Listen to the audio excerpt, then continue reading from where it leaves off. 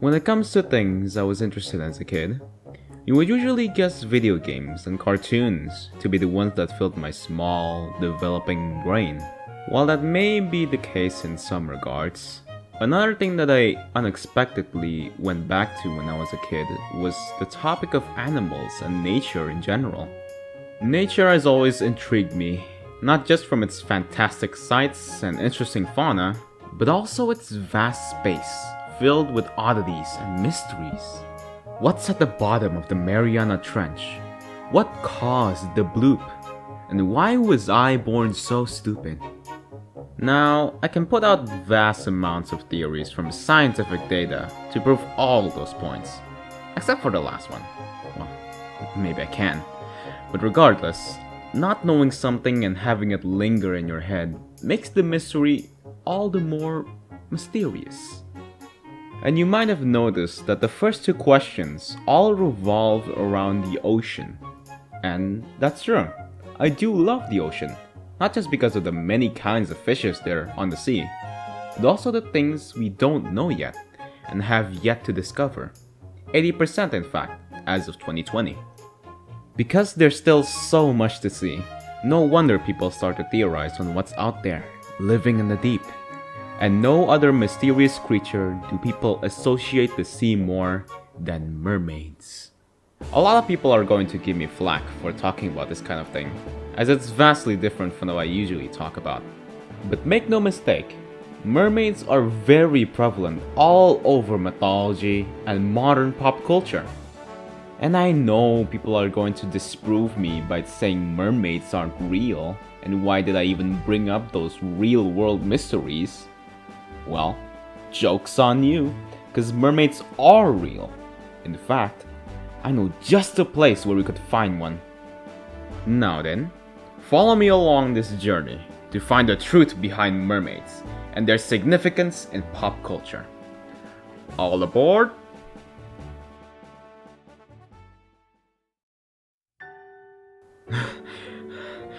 Okay, that was harder than I expected. Nearly got mauled by a purple shark and gobbled up by a giant flying pufferfish. Phew. I feel so tired all of a sudden. I just want to rest at this point. But now that I'm here, I guess all that's left to do is look around. Why did I get myself into this situation? That sound. Where is it coming from?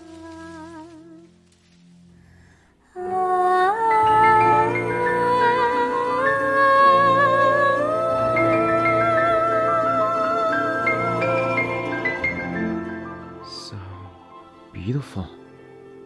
Wait, what am I saying? I should be more concerned by the fact there's a singing fish girl in front of me. I better get going before I get in trouble. Is someone there? Shoot, to my cover. Hello? Whoa, are you human? That's interesting. Well, if the forest lets you in, that must mean you're good at heart. Who are you, really? I'm well, you see, I sorta just wandered here by myself and just wanted to find a bathroom? You're a terrible liar, you know that? Oh well, I guess I have no choice. Wait, I can explain. I want to search for mermaids and make a video about them, but I unknowingly went too far off my tracks and now I'm lost. I don't want to go back to the Great Sea again. Please don't throw me out. Wait, mermaids? Why didn't you say that sooner? You're looking at one right now. You're a mermaid? I can tell you're a bit surprised by my appearance, but yes, I am indeed a mermaid. Oh, thank God. I was just about to convince myself that it was insane to believe that they were real. You said you were making a video? I'll be happy to help if that's the case. Anyone welcome in my sanctuary is a friend of mine. That'd be greatly appreciated. I'm just glad to know that you're both real and willing to tell me more. Don't mention it. You're not the first to come here, you know. But staying out here won't do. We should go to my room. It's in the bottom of the lake. And don't worry about breathing underwater. Nothing I can't cast a spell to help you. Matt, you're talking to a creature you don't know in a place you're not familiar with who is inviting you to remain at the bottom of a lake. Turn back now, or you'll be sleeping with more than just the fishes. Yeah, sure. Here we are. Wow, what a beautiful place you got here. Aw, thank you. I got a lot of help from the creatures in these enchanted woods. Well, now that we're here, I guess we can start now. How about you introduce yourself? Why, certainly. Hello, I'm LolloTheChoco, but my real name is Laurel Everon. I'm mostly known as Lollo though. I'm a voice actress, artist, and full-time mermaid. I didn't know mermaids had YouTube channels. Anyone can. It's a vast world we live in. That's true. Speaking of that, something that's been nagging me is the general appearance of mermaids in mythology and media. I didn't really expect you to look more fish-like or have legs. Actually, that's a mystery to me too. Back in my hometown, I was the only one like this who had a significant difference in appearance. Even my dad looked different than me, aside from sharing the same tail. So, your friends and family are the ones that look more like what we know as mermaids. Well, not just the mermaids, but the mermen as well. Together, we're called merfolk. Well, I suppose I can give some insight on that from the many depictions of merfolk over the years. You see, mermaids and mermen aren't the only half fish, half human that we know. And not just fish. Depictions of demi-humans are prevalent in almost every country.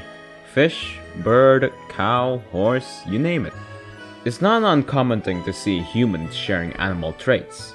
So, why is half fish so popular? Well, I suppose that does go with the fact that the sea is a mostly dangerous place, even if I've lived there. Knowing something might be out there would probably spawn many different depictions of sea creatures. Exactly. People perceive the ocean to be a different world of its own, untouched for many millennia. People often travel across the ocean to go to different parts of the world. But what happens when they get lost? Or, even worse, sink into the ocean?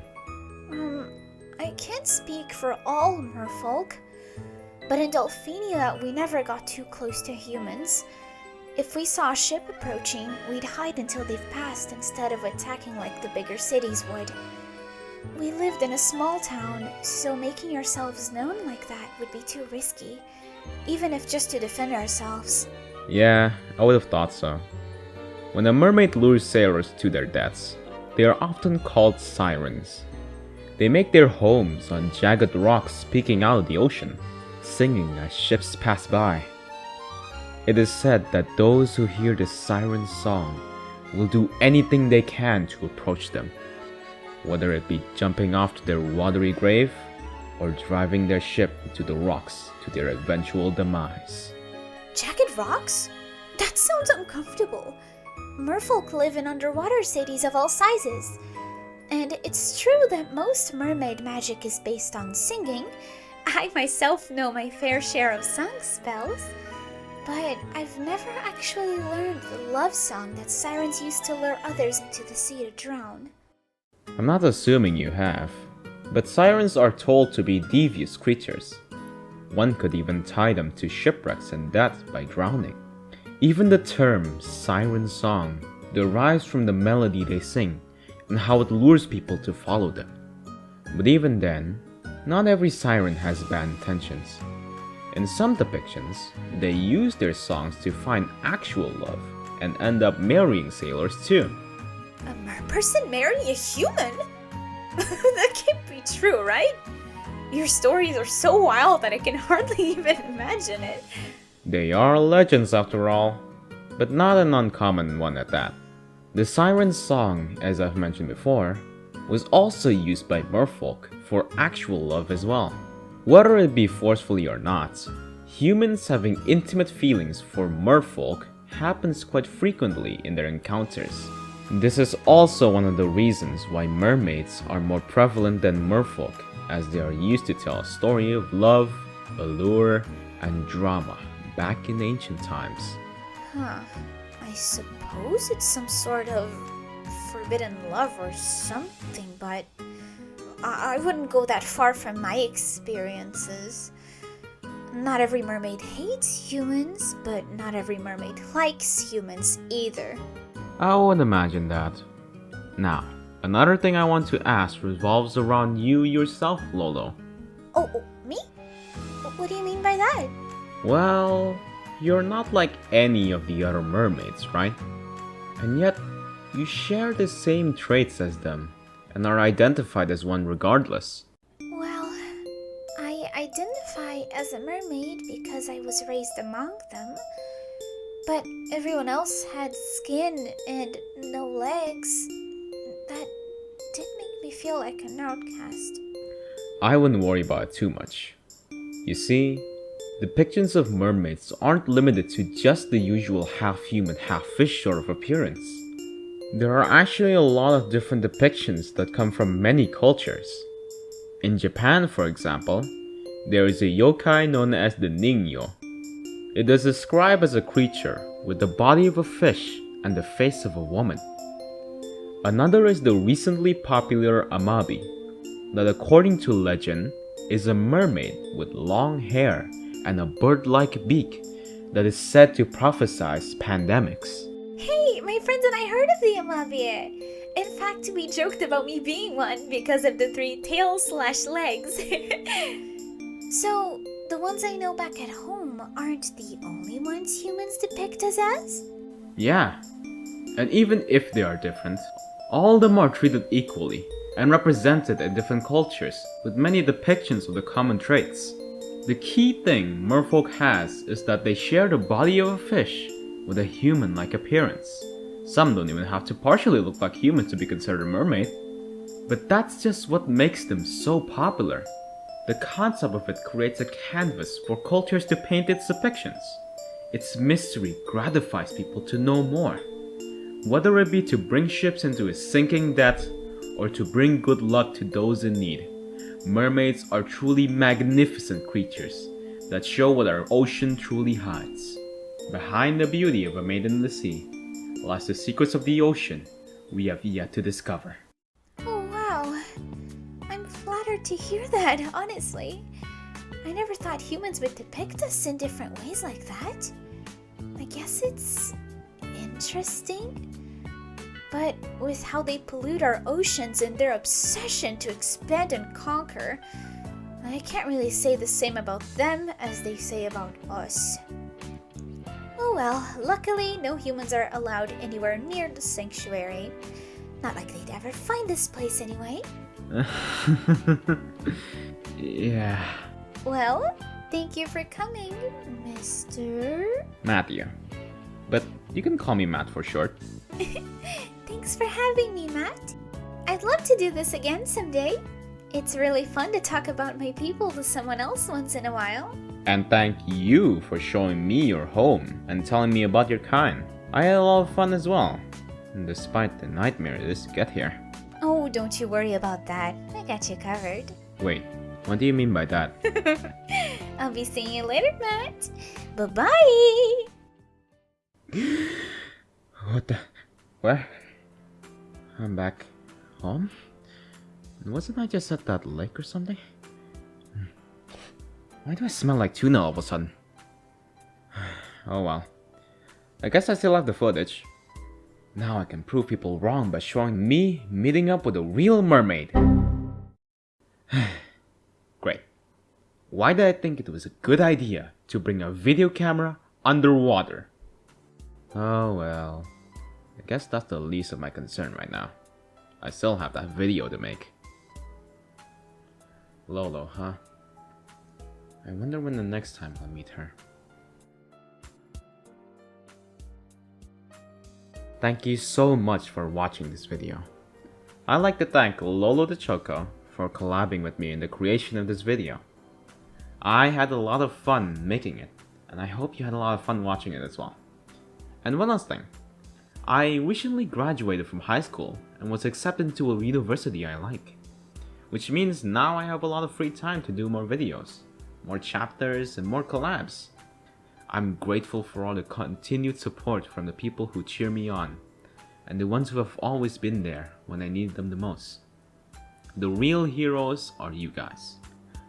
Anyways, aside from that, I hope you all have a wonderful day, and I will see you all in the next video. Shoot!